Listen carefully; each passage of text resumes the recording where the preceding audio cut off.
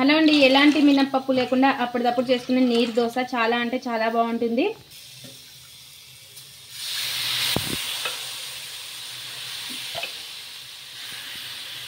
ఎప్పుడైనా నీరు దోశ తిన్నారా? తినకపోతే ఒకసారి ట్రై చేయండి. ఇంకా ఎలా ఏంటి అనేది ప్రాసెస్లోకి వెళ్ళి చూసేద్దాం పదండి. Hi friends, welcome to Kavya's kitchen and blogs. అందరు ఎలా ఉన్నారు? బాగున్నారా? మేమైతే చాలా బాగున్నాం. అందరూ బాగుండాలని మనస్ఫూర్తిగా కోరుకుంటున్నాం. ఎవరైనా మన ఛానల్ ని ఫస్ట్ టైం చూస్తుంటే సబ్స్క్రైబ్ చేసుకోండి. సబ్స్క్రైబ్ చేసుకున్న వాళ్ళకి థ్యాంక్ యూ సో మచ్. అలాగే స్కిప్ చేయకుండా పూర్తి వీడియో చూడండి. చూసాలో ఒక లైక్ అయితే చేయండి. మీరు లైక్ చేయడం వల్ల మా ఛానల్ మరింత ముందుకైతే వెళ్తుంది. అలాగే పక్కన బెల్ ఐకాన్ నొక్కండి. మేము పెట్టే ప్రతి వీడియో మీకు నోటిఫికేషన్ అయితే వస్తుంది అనమాట. ఈ రోజు మరొక ఈజీ బ్రేక్ఫాస్ట్ తో మేము ముందుకు వచ్చేసాను. చాలా అంటే చాలా ఈజీ. ఎలాంటి మినపప్పులు అవసరం లేదు. మనం ఈ మార్నింగ్ ఏం చేయాలని ఆలోచించకుండా ఒకసారి ఈ విధంగా ట్రై చేయండి. అది ఏంటో తెలుసా? నీరు దోశ. రేషన్ బియ్యంతో అయితే నీరు దోశ చేయబోతున్నాను. ఈ దోశకు వచ్చేసి మనకు నీళ్లు బియ్యము ఉంటే చాలు, మనకి నీరు దోశ అనేది రెడీ అయిపోతుంది. మరి నీరు దోశ ఎలా ఏంటి అనేది మీకు చూస్తేనే కదా అర్థమవుతుంది. లేట్ ఎందుకు, ఇంకా వీడియోలోకి వెళ్ళిపోదాం పదండి. ఇంకా ఇక్కడ వచ్చేసి రేషన్ బియ్యంతో అయితే నీరు దోశ చేసుకోబోతున్నాం. చాలా అంటే చాలా బాగుంటుంది. ఇన్స్టెంట్గా చేసేసుకోవచ్చు. ఎలాంటి పప్పులు కూడా అవసరం లేదు. ఒక్కసారి ఈ విధంగా నీరు దోశ ట్రై చేయండి, చాలా బాగుంటుంది. ఇక్కడ వచ్చేసి నేను ఒక కప్పు రేషన్ బియ్యం అయితే తీసుకున్నాను. చూడండి, రేషన్ బియ్యం అంటేనే చాలా బాగుంటుంది అనమాట. ఇలా మీరు తీసుకునే దాన్ని బట్టి, మీకు మనుషుని బట్టి మీరు బియ్యం అయితే తీసేసుకోండి. దీంట్లో మనం నీళ్ళు అనేది ఎక్కువ వేస్తాము, మీరు అప్పుడే చూసుకొని వేసుకోండి అనమాట. ఇప్పుడు దీనిని బాగా కడుక్కుందాము. ఒకసారి ఈ విధంగా ట్రై చేయండి, చాలా బాగుంటుంది. రేషన్ బియ్యం వచ్చేసి బాగా కడిగేసుకోండి 2-3 సార్లు. ఇలా 2-3 సార్లు కడిగేసుకొని అయితే మరి నానబెట్టేసుకోవాలి. ఇవి వచ్చేసి నేను నైట్ నానబెట్టేసుకుంటున్నాను. మార్నింగ్ బ్రేక్ఫాస్ట్కి ఈజీగా అవుతుంది అనమాట. లేదు అంటే 4 గంటల సేపు అయినా సరిపోతుంది. ఇలా నీళ్ళు అనేది వేసేసుకొని మూత పెట్టేసుకొని మిగతా ప్రాసెస్ మార్నింగ్ అయితే చూద్దామండి. ఇలా మూత పెట్టేసుకొని నేను నైట్ అంతా కూడా నానబెట్టేసుకుంటున్నాను. ఇంకా ఇప్పుడైతే మార్నింగ్ అండి, బియ్యం నానయ్యో లేదో చూద్దాము. మనకి ఇంకా 4 గంటలు 2 గంటలకే బియ్యం వచ్చేసి నానతాయి కదా. ఇప్పుడు ఈ వాటర్ అంతా కూడా వంపేసుకుందాము. ఇలా వంపేసుకున్న దాన్ని ఇంకా మిక్సీ జార్లోకి అయితే వేసేసుకుందాము. మీకు ఒకసారికి అయితే ఒకసారి వేసుకోండి, 2 సార్లకైతే 2 సార్లు అయితే వేసేసుకోవాలి. ఇప్పుడు ఇందులోకి మనము పచ్చి కొబ్బరి అయితే తీసుకోవాలండి. ఏ కప్పుతో తీసుకున్నామో, ఇంకా ఇక్కడ వచ్చేసి పచ్చి కొబ్బరి అండి. ఇక్కడ పైన బ్రౌన్ పాట్ అంతా తీసేసుకున్నాను. వైట్గా ఉంటాయి కదా ఈ నీరు దోశలు వచ్చేసి, అందుకోసం బ్రౌన్ పాట్ అయితే తీసేసుకున్నాను. మీకు ఇష్టం లేకపోతే అలా అయినా వేసుకోవచ్చు. ఇక్కడ వచ్చేసి నేను ఏ కప్పుతో తీసుకున్నానో బియ్యము, అదే కప్పుతో 1/2 కప్పు పచ్చి కొబ్బరి అయితే తీసుకున్నాను. చూడండి, ఇప్పుడు పచ్చి కొబ్బరిని మిక్సీ జార్లోకి అయితే వేసేసుకుందాం. ఇలా మిక్సీ జార్లోకి వేసుకొని మెత్తగా, ఎక్కడ కూడా ఉండలనేది లేకుండా మెత్తగా మిక్సీ పట్టేసుకోవాలి. ఇప్పుడు నీళ్ళు అనేది వేసేసుకొని మెత్తగా మిక్సీ అయితే పట్టేసుకుందాం. పచ్చి కొబ్బరి కూడా బాగా మెదిగిపోవాలి. చూడండి,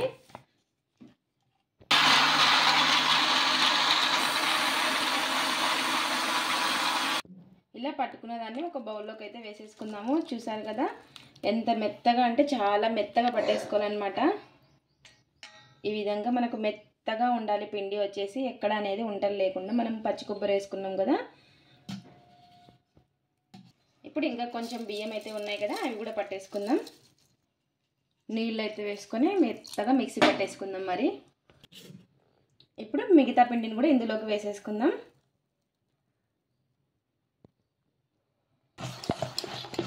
ఇప్పుడు మొత్తం ఒకసారి మనం పచ్చి కొబ్బరి ఫస్ట్ దాంట్లోనే వేసేసుకున్నాం కదా, ఇప్పుడు మొత్తం కలిపేసుకుందాము. ఇలా ఈ విధంగా ఉండాలి మనకు పిండి వచ్చేసి. ఇప్పుడు మన రుచికి సరిపడినంత ఉప్పు అయితే వేసేసుకోవాలి. వేసేసుకున్నాక ఇలా కలిపేసుకోవాలి. ఇప్పుడు మనము నీళ్ళు అనేది ఎక్కువ వేసుకోవాలి. చూడండి, మనకు బ్యాటర్ వచ్చేసి కొంచెం నీళ్ళలాగా ఉండాలి. మన మజ్జిగ ఎలా అయితే ఉంటుందో అలా కలుపుకోవాలి. ఇది గట్టిగా ఉండకూడదు, అందుకోసమే నీరు దోశ అనమాట ఇది. ఇలా నీళ్ళు అనేది ఎక్కువ వేసేసుకోవాలని, మీ బ్యాటర్ని బట్టి మీరు నీళ్ళు అయితే వేసేసుకోండి. చూసారు కదా, ఇలా మజ్జిగలాగా ఉండాలి, నీళ్ళు ఉండాలి అనమాట. ఇలా ఉంటేనే మనకి నీరు దోశ అనేది పర్ఫెక్ట్గా వస్తుంది. ఇలా కలిపేసుకున్న తర్వాత మనం వెంటనే దోశలు వేసేసుకోవచ్చు. కాకపోతే ఇప్పుడు నేను చట్నీ చేసిన తర్వాత అయితే దోశ వేస్తాను. ఇప్పుడు చట్నీ చేసేసుకుందాం. ఇది కొద్దిసేపు పక్కన పెట్టేసుకుందాం. ఇంకా ఇక్కడ వచ్చేసి చట్నీకి అయితే పెట్టేస్తున్నాం అండి. ఇంకా పల్లీ చట్నీ అయితే చేసుకుందాము. ఇంకా ఇక్కడ వచ్చేసి పల్లీలు అయితే సిమ్లో పెట్టుకొని వేయించేసుకోవాలి. ఇలా వేయించుకున్న పల్లీల్ని ఇంకా తీసి ప్లేట్లో అయితే పెట్టేసుకుందాము.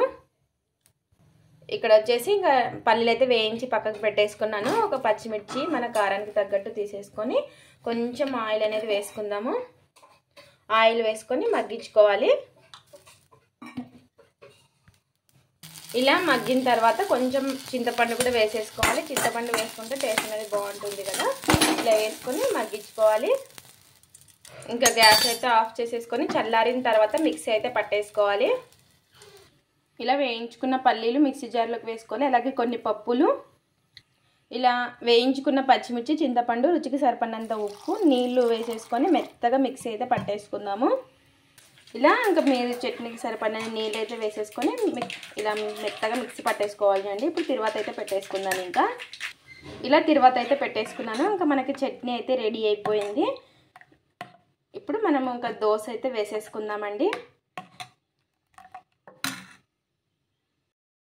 ఇక్కడైతే మనకి చట్నీ రెడీ అయిపోయింది కదండి. ఇప్పుడు దోశ అయితే వేసేసుకుందాము.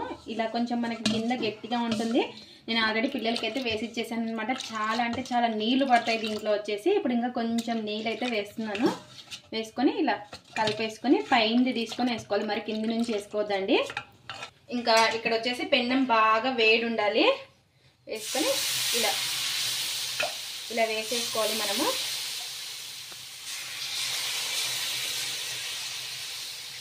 చాలా బాగుంటుంది, ఒకసారి ట్రై చేయండి. ఇలా ఈ విధంగా వేసేసుకోవాలి. చూడండి మన రవ్వ దోశ ఎలా వేసుకుంటామో అలా వేసేసుకోవాలి. ఇక్కడ గ్యాప్లలో కూడా కొంచెం వేసేసుకున్నాం. ఇలాగా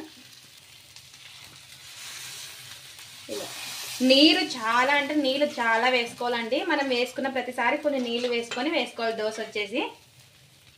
ఇంకా ఈ దోశకు వచ్చేసి అసలు నూనె అనేది వేయమన్నమాట. ఇలాగే టేస్ట్ అనేది బాగుంటుంది. దీన్ని ఇలాగే కాలనివ్వాలి కొద్దిసేపు. ఇలా కాలిన తర్వాత చాలా ఈజీగా వస్తాయి ఈ దోశలు అయితే. ఇలా తిప్పేసుకోవాలి. చూడండి ఇంకో సైడ్ కూడా చూసారా ఎంత ఈజీగా వస్తున్నాయో దోశలు వచ్చేసి. కొంచెం బాగా కాల్చుకోవాలండి. ఇట్లా సైడ్లకు మెత్తగా ఉందనుకోండి ఇట్లా దగ్గరకు అయిపోతుంది అనమాట. కొంచెం బాగా కాలిన తర్వాత తీసేసుకోవాలి. రెండు సైడ్లో బాగా కాల్చుకున్న తర్వాత తీసేసుకోవడమే. అంతే, మనకు నీరు దోశ రెడీ. ఇలా ప్లేట్లు అయితే పెట్టేసుకుందాము. మరి కొద్దిగా నీళ్ళు అయితే వేసుకుంటున్నాను, గట్టిగా ఉందని చెప్పేసి. ఇలా నీళ్ళు అనేది వేసుకోవాలి. ప్రతిసారి కొంచెం వేసుకోండి. మరి ఇలా పై నుంచి తీసుకోవాలి. పెన్నం అనేది బాగా వేడిగా ఉండాలి. ఇలా ఈ విధంగా వేసేసుకోవాలి అండి. ఇలా పై నుంచి తీసుకోండి పిండిని వచ్చేసి.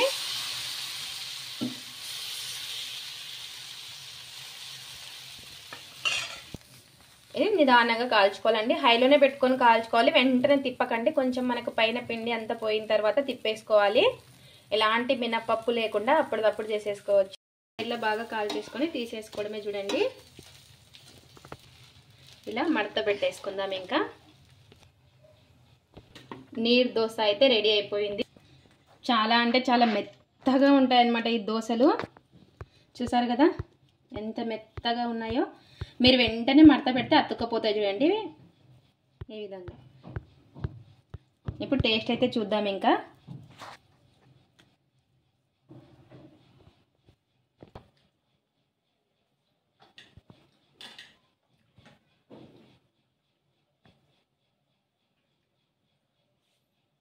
నిజంగా అంటే చాలా బాగున్నాయి. మెత్తగా నోట్లో పెట్టుకుంటే కరిగిపోయేలాగా ఉంది.